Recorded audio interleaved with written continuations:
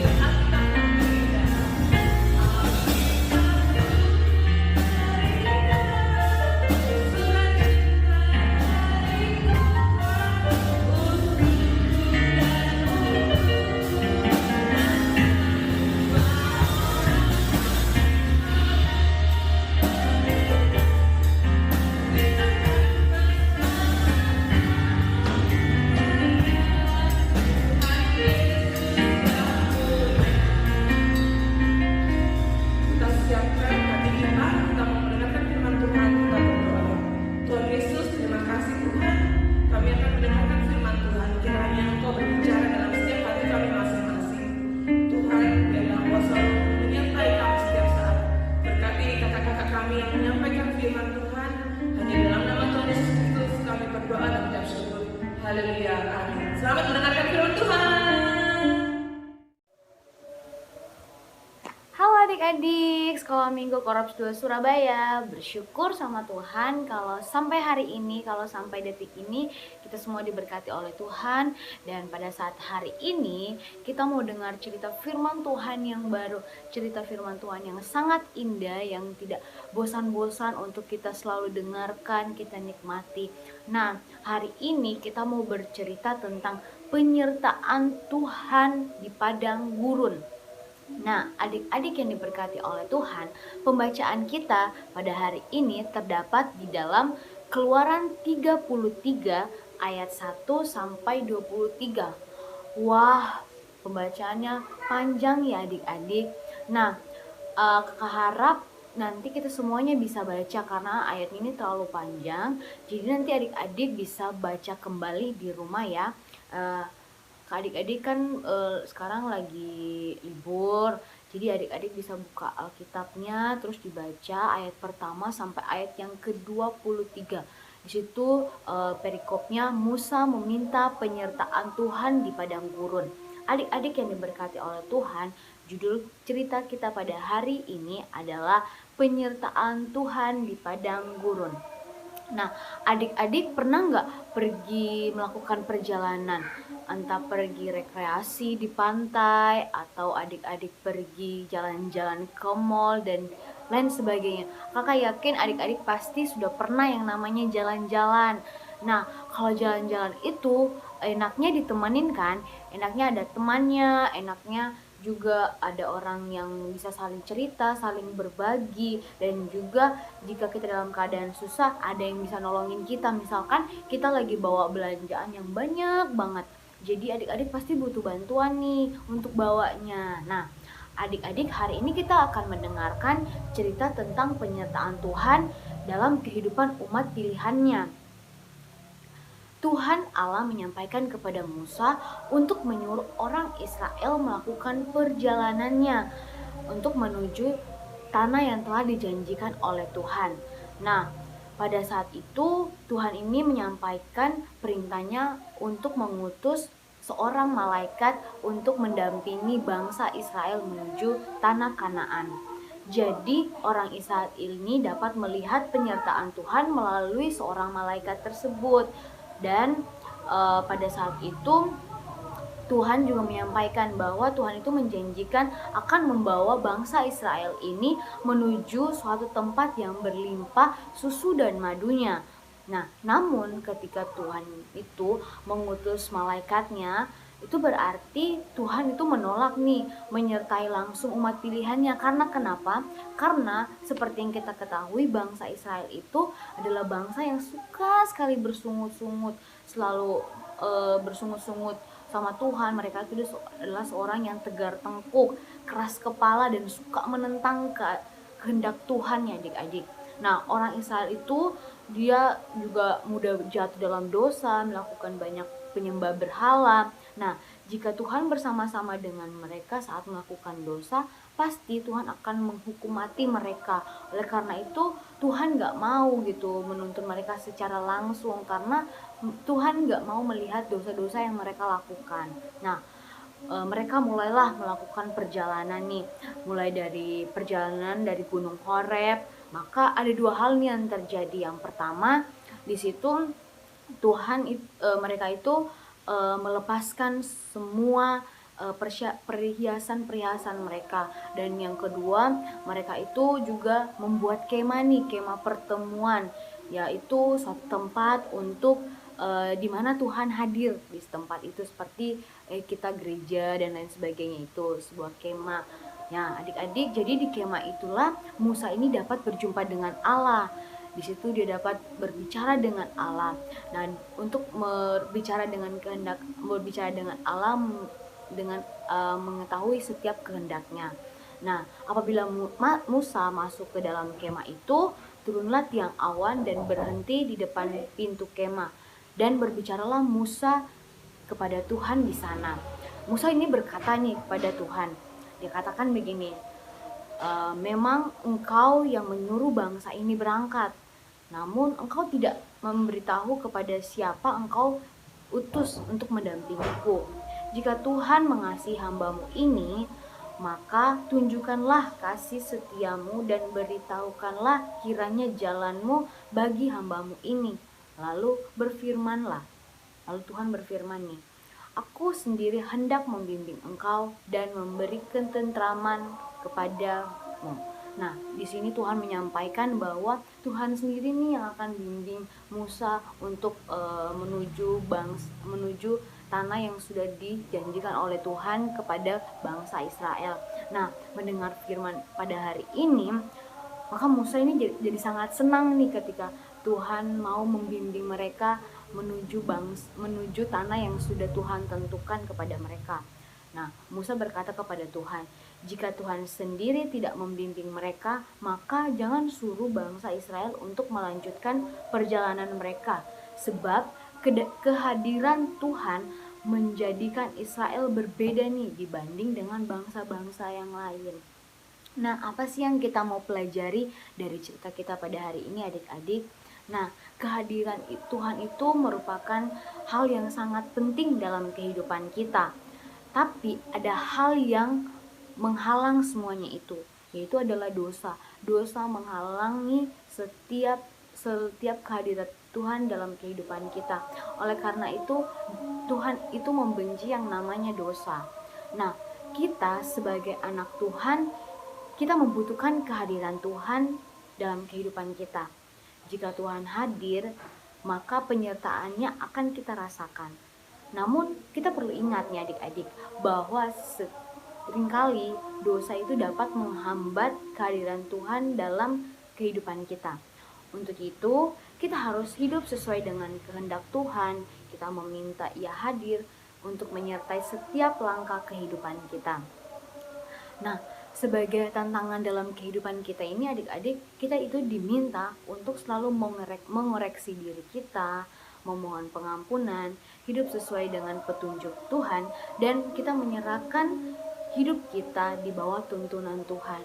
Nah, adik-adik yang diberkati oleh Tuhan, di sini kita kembali belajar bahwa kita harus mengerti bagaimana kita harus datang ke hadirat Tuhan. Dalam kehidupan kita banyak hal yang sudah kita lakukan. Adik-adik mungkin pada saat ujian nih karena online, adik-adik ya udah nyontek aja, nggak ada yang lihat juga, ya udah ngerjainnya nyontek aja, kan bisa open book dan lain sebagainya. Tapi kita sebagai anak-anak Tuhan, kita harus memiliki integritas diri yang tinggi gitu. Jadi kita itu harus melakukan sesuai dengan kehendak Tuhan. Adik-adik yang diberkati oleh Tuhan, biarlah kita semua dapat merasakan kehadiran Tuhan dalam kehidupan kita. Dan ayat mas kita pada hari ini terdapat di dalam ayatnya yang ke-15. Di situ berkatalah Musa kepadanya, jika engkau sendiri tidak membimbing kami, janganlah suruh kami berangkat dari sini. Nah, di situ juga dikatakan pada saat itu Musa meminta pertolongan dan Tuhan mengatakan sesungguhnya Dia sendirilah yang akan melindungi serta menyertai kita kemanapun kita pergi. Jadi adik-adik harus ingat, ketika adik mau pergi jauh kemanapun itu, adik-adik harus berdoa terlebih dahulu. Dan juga adik-adik harus menyerahkannya semua kepada Tuhan. Adik-adik harus ingat bahwa Tuhan selalu menyertai kehidupan adik-adik, menyertai setiap langkah adik-adik. Oleh karena itu, jangan pernah takut untuk melangkah, karena Tuhan selalu menyertai kehidupan adik-adik dari sekarang sampai selama-lamanya. Kiranya Tuhan Yesus memberkati kita semua. Mari kita satu dalam doa. Tuhan Yesus yang baik, bersyukur, berterima kasih buat setiap kesempatan yang sudah Tuhan berikan kepada kami anak-anak Tuhan. Tuhan Yesus berkati adik-adik Korps 2 Surabaya, biarlah Tuhan yang terus pimpin dan pelihara mereka. Apapun yang terjadi pergumulan adik-adik, biarlah Tuhan yang terus pimpin dan melindungi mereka, memberkati usaha pekerjaan orang tua mereka, dan apapun yang Tuhan lakukan dalam kehidupan mereka, kami yakin dan percaya Tuhan adalah Allah yang hidup. Tuhan Yesus yang baik, kami telah mendengarkan firman Tuhan yang menyatakan bahwa Tuhan selalu hadir dalam kehidupan kami. Oleh karena itu Tuhan, biarlah kami untuk selalu hidup berkenan di hadapan Tuhan. Tuhan Yesus yang baik, kami mau serahkan seluruh kehidupan kami kepada Tuhan mulai saat ini sampai selama-lamanya. Karena hanya dalam nama Tuhan Yesus yang mengajarkan kami berdoa bersama. Bapa kami yang di sorga, dikuduskanlah namamu, datanglah kerajaanmu, jadilah kehendakmu di bumi seperti di surga. Berikanlah kami pada hari ini makanan kami yang secukupnya, dan ampunilah kami akan kesalahan kami, seperti kami juga mengampuni orang yang bersalah kepada kami. Dan janganlah membawa kami ke dalam pencobaan, tetapi lepaskanlah kami daripada yang jahat. Karena Engkau mempunyai kerajaan dan kuasa dan kemuliaan sampai selama-lamanya.